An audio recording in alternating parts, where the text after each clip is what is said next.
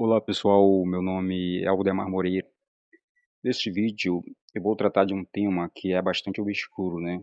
E que ninguém ousa devido à sua obscuridade. Então esse vídeo tem o objetivo de esclarecer, de iluminar alguns pontos sobre mito, por exemplo.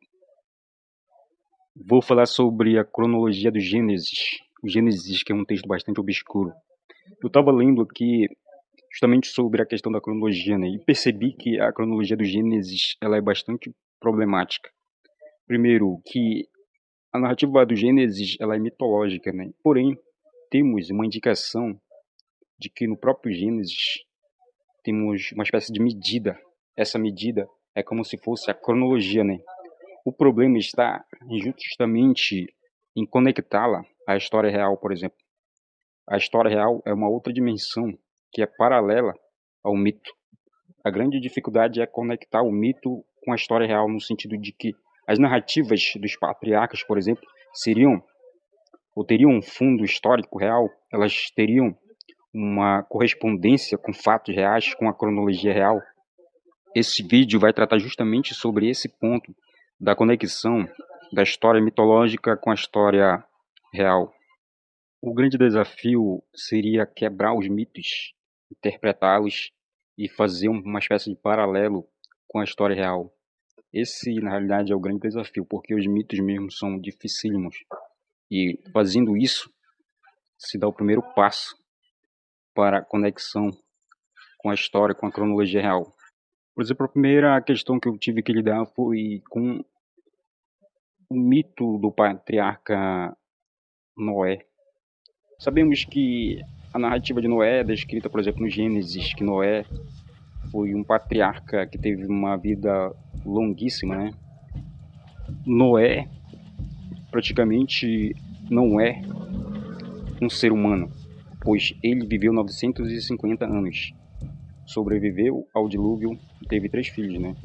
Aqui já indica um caráter supra-humano ou supranatural, né? Dos mitos.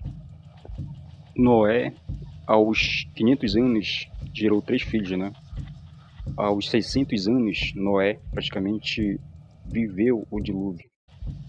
Por outro lado, também o patriarca Noé está envolvido na história da etiologia de Canaã. Como eu já expliquei em outro vídeo, né, sobre o mito da maldição de Cão.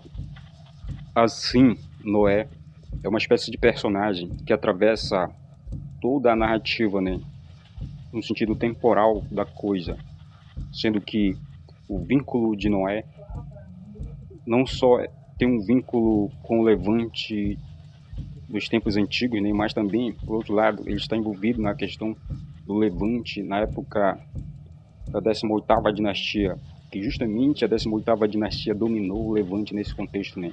Porque o levante é mencionado como se fosse a tenda de Noé. E sendo assim, justamente Noé é um personagem que atravessa a temporalidade, né? O seu 500 anos, ele teve 3 filhos, né? Sobreviveu o dilúvio e posteriormente viveu muitos anos, né? Na história real, chegamos a Sargão o Grande, a Sargão da Acádia, que emergiu por volta de 2334 AEC, antes da Era Comum, que ao mesmo tempo emergiu junto com o Império Acadiano, né? Mas por que Sargão o Grande? Porque Sargão, no início de seu reinado, né, segundo a narrativa de textos de presságios antigos, mencionam que Sargão dominou a terra dos amorreus. Justamente Sargão aqui está conectado, assim como Noé, ao levante. Não todo aquilo que posterior irá ser chamado de Canaã, né, mas a terra dos amorreus, né? Sargão o Grande, após várias campanhas, subjugou a terra dos amorreus e construiu uma imagem de si mesmo na Síria. Por isso ele está vinculado desde o início com a terra dos amorreus. Na narrativa da história do mito de Canaã. Canaã, desde o início, está conectado a Amurru, isto é, a terra dos amorreus, e também ao Líbano. Praticamente aqui temos um paralelo, tanto de Noé a Sargão o Grande. Povos semitas, a partir do fim da primeira dinastia acadiana, começaram a dominar certas regiões para além da Mesopotâmia. Por exemplo, é dito que Noé, por volta dos seus 500 anos, teve 3 filhos. No mito, pode ser uma indicação de etiologias de povos, diria, semitas ocidentais, dominando vastas regiões para além da Mesopotâmia. Por exemplo, no Egito, é indicado, por exemplo, que a 14ª dinastia do Egito, que emergiu por volta de 1800, né, como põe algumas cronologias, né, tais reis tinham nomes semitas ocidentais, né? Isso é uma indicação, né, de que o mito é uma espécie de indicador paralelo à história desses povos, né, que conquistaram, por exemplo, o Egito. A 14ª dinastia pode ser a etiologia da ascensão de impérios de povos semitas ocidentais como amorreus no Egito. Seria a indicação do nascimento do patriarca Cão, ou Can, ou Ran, como queiram chamar. O fato é que o mito ele é uma espécie de indicador de nascimento, de dominação, de dinastias, de reinos, de principados. Na Babilônia, por volta de 1800 AEC, né, há a emersão da primeira dinastia da Babilônia, a primeira dinastia dos amorreus na Babilônia, sendo que essa datação corresponde exatamente ao tempo, né, que transcorre entre o patriarca tanto Noé quanto o nascimento dos seus 3 filhos, né, sendo que na narrativa histórica real, né, se passam 500 anos a partir da emersão, né, da primeira dinastia acadiana até a primeira dinastia amorreia na Babilônia, sendo que é uma espécie de paralelo, né? O mito está fazendo uma espécie de paralelo à história real. Então, essa contagem, né, dos patriarcas, né, bate de forma aproximada, sendo que os mitos e a história real não seriam necessariamente exatas, né? Porque justamente as histórias, né, as cronologias datadas, elas são aproximadas. As cronologias altas, médias e baixas, né, elas são aproximativas, não exatas. O nome dos 2 primeiros reis, né, da dinastia babilônica é exatamente a correspondência do hebraico Sem, por exemplo, no acadiano Sumu, né, que é exatamente o significado de nome. Então, esses reis ou essas dinastias corresponderiam exatamente ao patriarca Sem. Seria um paralelo ao mito do patriarca Sem.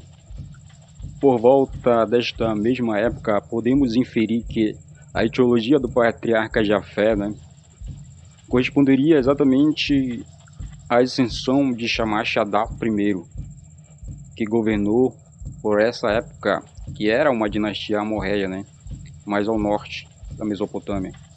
O que os principados desses monarcas, né, desses reis, indicam é que eles transcorreram, diria, 500 anos após a emersão, né, da primeira dinastia acadiana, de Sargão o Grande, né.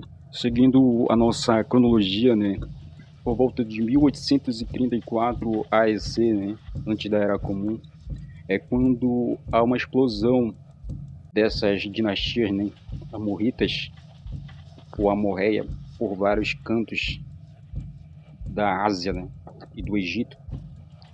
Por volta de 1434 é quando justamente é o contexto de Abraão. Continuando a cronologia, que por volta de 1834 AEC, né, que corresponderia ao mito dos patriarcas, né, da emersão dos patriarcas Sem, Cão e Jafé pela Ásia e também no Egito, né. 400 anos posteriormente, né, depois, seria a emersão de Abraão, porque Justamente Abraão surge 400 anos depois do nascimento dos três patriarcas Sem, Cão e Jafé, né? Então, se daria 400 anos após, né? Isso colocaria o período de Abraão, principalmente quando ele vai para Canaã, o período corresponderia a 1434 AEC.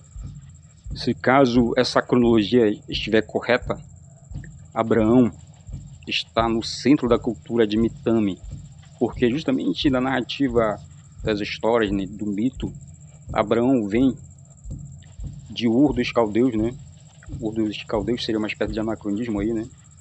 Mas se no caso a data for 1434 AEC, isso quer dizer Harã, a cidade onde Abraão fala pela primeira vez com Javé, com Deus Javé, seria justamente a área onde Mitanni, o Império Hurrita, né, indo-ariano, justamente aqui Mitanni domina, isto é, os arianos dominam aqui.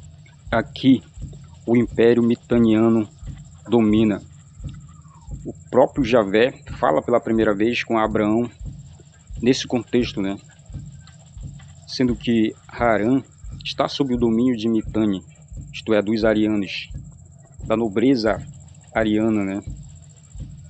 Abraão, segundo a narrativa do Gênesis, não poderia estar nem antes nem durante 1500 AEC, porque justamente quando Abraão chega na terra de Canaã, o próprio nome já indica Canaã, que no mito, né, Canaã é uma espécie de filho, né, de Cão, isto é, dos egípcios. Quando Abraão vem para Canaã, os cananeus estão na terra, sendo que o texto não diz diretamente, mas tudo indica que o Egito domina Canaã, porque justamente no mito Canaã é filho dos egípcios, né? Um outro indício que a data que Abraão vive ou aparece na narrativa é por volta de 1434 AEC, é quando Javé promete as terras a Abraão e indica justamente um território, né? Essa indicação corresponderia exatamente à dominação, né, que o faraó Tutmés III, né, acrescentou à dominação egípcia, sendo que corresponderia exatamente. Tutmés III poderia ser o faraó que o próprio Abraão encontrou quando ele foi, ou quando ele desceu para o Egito, né? Tutmés III poderia ser o faraó que Abraão encontrou quando desceu para o Egito. Tutmés III tinha um vínculo de dominação com os Mitannes, né, que era conhecido pelos egípcios, né, como Naharim. Então, Tutmés III tinha no seu harém 3 esposas mitanianas. Essa datação do período de Abraão, por volta de 1434 AEC, põe exatamente Abraão como uma conexão direta com os arianos, sendo que muitos indícios dizem que existe essa conexão. Por exemplo, os textos de Nuse, né, e de Ugarit, que mencionam costumes hurritas que podem indicar uma espécie de paralelismo com as histórias dos patriarcas. Por exemplo, aparece a noção, aqui já aparece a noção de fratria, que significa irmandade, né? A fratria era uma exclusividade da cultura hurrita, que justamente aparece nas histórias dos patriarcas, né? Como a menção de que a irmã de Abraão é ao mesmo tempo a esposa dele, né? Essa é uma relação de fratria, né? De costume baseado na fratria. Por outro lado, indícios como os deuses domésticos, né? Como o Esterafim, por exemplo, que são mencionados em várias histórias dos patriarcas, né? Pertences justamente à cultura de Mari, dos Hurritas, de Harã. É justamente essa cultura que vem com Abraão, né, com os patriarcas, né? O próprio nome Israel, que muitos juram que aparece na estela de Merneptah, né? Sendo que os textos de Ugarit, que aparecem por volta de 1300 AEC, né? Aparece justamente o nome Israel, né? Que é uma espécie de nome de um oficial, né? Que aparece numa lista de guerreiros arianos, os conhecidos Mariano. Compreendem que os patriarcas estão vinculados à cultura indo-ariana, né? E textos, tanto de Ugarit quanto os textos de Nuzi, né? Das tábuas de Nuzi, provam esse vínculo, né? Esse vínculo direto, né? Dos patriarcas com os arianos. Eu iria mais fundo nessa tese, né? Da conexão dos patriarcas com os arianos, sendo que o próprio nome Javé, né? Aparece nos textos indo-arianos, no Rig Veda, por exemplo. Mitanni era a conexão, né? Desses povos. O Agni, o deus ariano Agni, que é o deus do fogo, né? Tomava epítetos, né? Yavi, Yavá, Yavé. Hugo Hinckley, uma vez, publicou num trabalho que mencionava, num tratado chamado Tratado de Bogascoy, que mencionava os deuses Mitra, Varuna, Indra e os irmãos Aditya, os deuses arianos em Mitanni. Esses deuses arianos foram datados justamente por volta de 1300 AEC, né? Apesar de que ser indicado tardiamente, né? Eles foram evidenciados em Mitanni. Os mitanianos, os urritas, né? E arianos conviviam, né? Uma sociedade baseada na estratificação social, né? E o deus ariano Agni também foi encontrado em textos hititas, né? É muito provável, na realidade é bem provável, né?